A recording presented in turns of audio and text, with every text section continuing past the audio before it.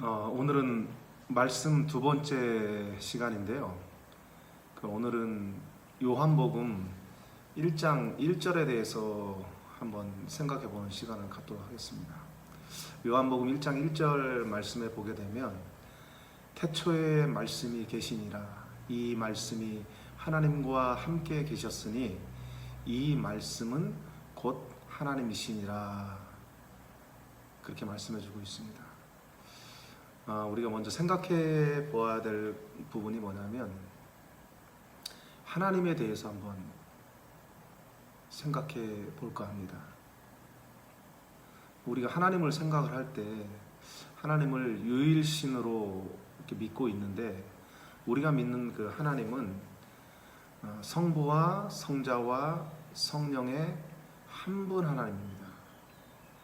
우리가 세 분의 하나님을 믿는 것이 아니라 성부 하나님, 보이지 않는 하나님, 그 하나님이 육체를 입고 이 땅에 오신 분이 성자 예수 그리스도이십니다.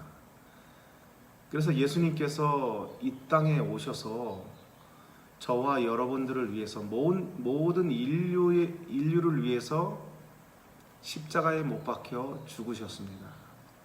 그리고 예수님은 3일 만에 부활하셨습니다.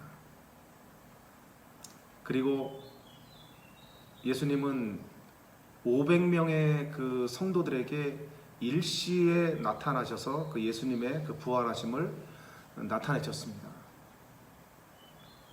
그리고 예수님은 마침내 이제 하늘로 올라가시면서 아버지의 그 약속하신 것을 너희는 기다려라.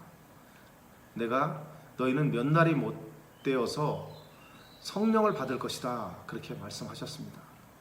그래서 그 제자들은 성령을 기다렸었고 10일 만에 그 오순절 다락방에 120명의 그 문도에 그 기도하는 그곳에 성령께서 임하셨던 것입니다. 그래서 우리가 보편적으로 생각을 할 때 성부와 성자와 성령은 각각의 하나님이 아니라 한 분 하나님이시다, 이렇게 생각을 하면 좋을 것 같습니다. 그러면 그 하나님은 언제부터 계셨을까? 하나님은 어떻게 존재를 했을까? 우리가 궁금하지 않습니까? 근데 그거에 대해서도 성경은 우리에게 분명하게 말씀하고 있습니다. 그 말씀이 그 출애굽기 3장 14절 말씀입니다. 모세가 그 하나님께 나아갔을 때 하나님께서 그 모세에게 그 사명을 주십니다. 이스라엘 백성들을 구원하기 위해서 모세를 이렇게 부르십니다. 소명을 주시고 또 그 모세에게 그 사명을 주십니다. 그 모세가 이제 그 하나님을 만났을 때 하나님께서 하나님 자신에 대한 그 말씀을 이렇게 표현합니다. 나는 스스로 있는 자니라. 하나님은 조물주이십니다. 하나님은 이 세상 모든 만물을 창조하신 창조주이십니다. 그리고 하나님의 그 말씀에 의해서 창조된 그 피조의 그 세계가 바로 피조물인 것입니다. 피조물은 하나님에 의해서, 조물주에 의해서 지음을 받은 존재가 바로 피조의 세계의 피조물인 것입니다. 그러나 하나님은 스스로 존재하시는 하나님이신 것입니다. 그러니까 스스로 계신 분은 오직 하나님 한 분밖에 없는 것입니다. 그래서 하나님께서 존재하신 것은 시간과 공간이 시작되기 이전에 하나님은 홀로 계신 하나님이신 것입니다. 그래서 그 요한복음 1장 1절 말씀에 보게 되면 태초에 말씀이 계시니라 그러시지 않습니까? 여러분들, 그러니까 요한복음 1장 1절의 그 태초는 어떠한 태초로 말씀해 주고 있냐면 그것은 시간과 공간이 시작되기 이전의 태초를 말씀하고 있는 것입니다. 그러나 그 하나님께서, 그 말씀이신 그 하나님께서 피조의 세계를 지으실 때는 하나님은 하나님의 일을 진행을 하실 때는 항상 말씀으로 진행을 하시는 것입니다. 그래서 태초에 말씀이 계시니라, 이 말씀이 하나님과 함께 계셨으니 이 말씀은 곧 하나님이시니라 말씀해 주고 있는 것입니다. 그러니까 하나님 자신이 바로 말씀이시고 그 하나님은 영원 전에 시간과 공간이 시작되기 이전에 하나님은 말씀으로 홀로 계신 하나님이신 것입니다. 그래서 그 하나님께서 하나님의 일을 진행을 하실 때 말씀으로 진행을 하시는 것입니다. 그래서 하나님께서 그 창세기 1장 1절의 말씀에 보게 되면 그런 말씀이 있습니다.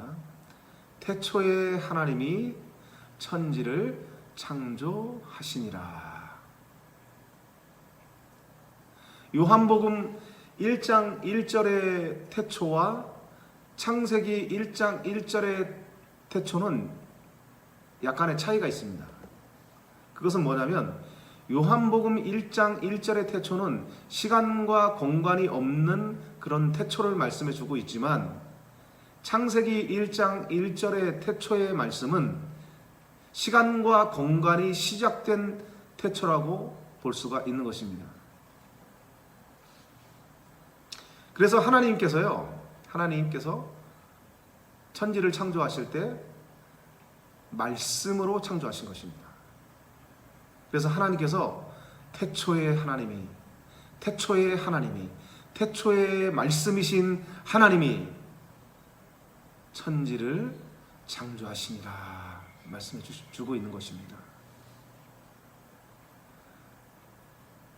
그래서 우리는 그 하나님을 믿고 있는 것입니다.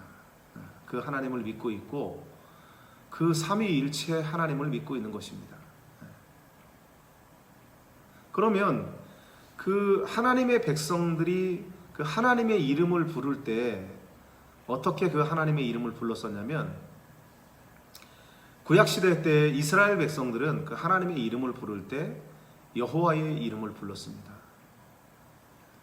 그 여호와라는 그 뜻은 뭐냐면 그 유일하신 그 하나님을 말씀해 주고 있는 것입니다. 그 유대인들이, 이스라엘 백성들이 그 예수 그리스도는 믿지 않습니까, 여러분들? 예수님이 이 땅에 오셨을 때 그 이스라엘 백성들이 예수님을 생각을 했을 때 선지자의 한 사람으로 생각을 했었습니다. 예수님을 하나님으로 믿지 않았습니다. 그들이 믿는 하나님은 여호와 하나님을 믿었던 것입니다. 그 여호와 하나님을 믿고 그 여호와 하나님께 말씀을 받았던 것입니다. 근데 그들도 하나님의 이름을 불렀고 여호와의 이름을 불렀고 지금의 저와 여러분들도 이제 예수 그리스도를 믿지 않습니까? 근데 여호와의 이름을 부르고 예수 그리스도의 이름을 부르는 것은 차이가 있습니다. 그것이 뭐냐면 여호와의 이름을 부르는 것은 그들은 그 하나님의 말씀을 받을 때 율법을 받았습니다. 그러니까 율법이라고 하는 것은요, 종의 역입니다. 어떠한 그 권리와 권세가 없습니다. 그들은 율법에 매여 있기 때문에 자유함이라는 것이 없습니다. 그러나 예수 그리스도를 믿는 자들에게는, 예수 그리스도의 이름을 부르는 자들에게는, 예수 그리스도를 영접하는 자들에게는, 영접하는 자, 그 이름을 믿는 자들에게는 하나님의 자녀가 되는 권세를 주셨다고 말씀해 주시는 것입니다. 그래서 우리가 그 하나님의 이름을 부를 때 여호와의 이름을 부르면 종의 신분이지만 예수 그리스도의 이름을 부르는 자들은 자녀의 신분인 것입니다. 그래서 우리가 하나님의 그 이름을 부르고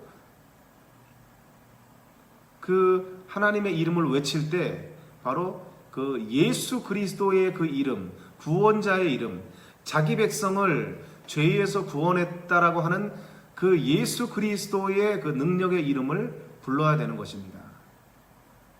우리 안에 예수 그리스도를 통해서 너희가 회개하고 예수 그리스도를 믿으면, 복음을 믿으면 성령을 너희에게 선물로 주겠다고 말씀해 주신 것입니다. 예수 그리스도를 믿는 자들에게 성령이 오셨습니다. 성령이 온 사람들은 바로 그 하나님의 이름인 그 예수 그리스도의 그 이름을 불러야 되는 것입니다. 그래서 오늘도 여러분들이 그 예수 그리스도, 그 하나님의 이름을 부름을 통해서 하나님과 깊은 교통을 할 수 있는 복된 날이 되시기를 주의 이름으로 축원합니다.